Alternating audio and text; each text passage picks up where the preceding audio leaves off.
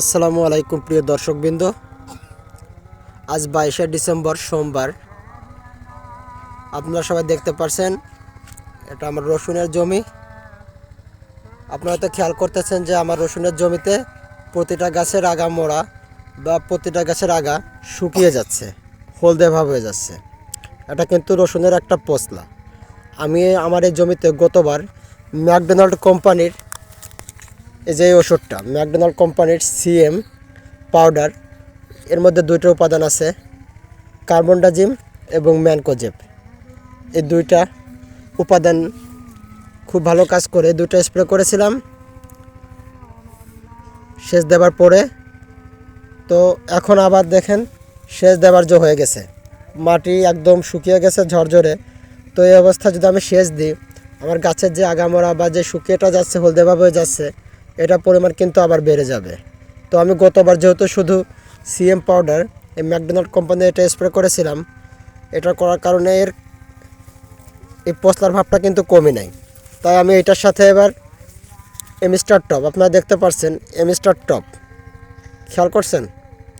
আপনারা দেখতে পাচ্ছেন এটা এমিস্টার টপ সিনজেন্টা কোম্পানির, এটা স্প্রে করতে চাচ্ছি। এটার মধ্যে দুইটা উপাদান আছে, ডাইফোকোনাজল এবং অ্যাজিক্সোস্ট্রোবিন। এবং আমি যে সিএম পাউডারটা স্প্রে করতে চাচ্ছি এর মধ্যে আছে ম্যানকোজেব এবং কার্বনডাজিম।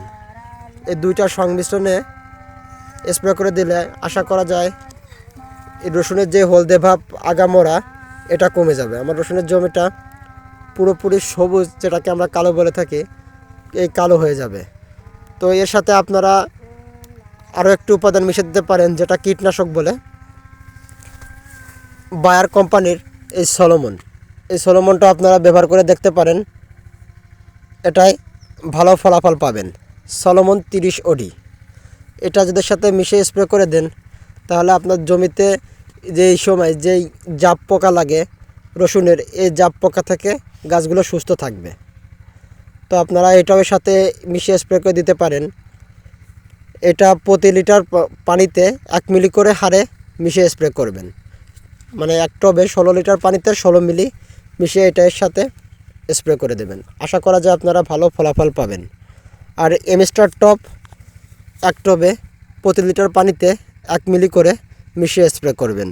আর যে সিএম পাউডার, ম্যাকডোনাল্ড কোম্পানির সিএম পাউডার 75WP, একটি স্পর্শক ও প্রবাহমান ছত্রাকনাশক, আপনারা চাইলে প্রতি লিটার পানিতে 2 গ্রাম হারে, অর্থাৎ এক টব পানিতে 32 থেকে 33 গ্রাম, সর্বোচ্চ 35 গ্রাম হারে মিশিয়ে স্প্রে করতে পারেন। এই 3টি ওষুধ যদি একসাথে মিশিয়ে স্প্রে করা যায়, আশা করা যায় ভালো ফলাফল পাবেন।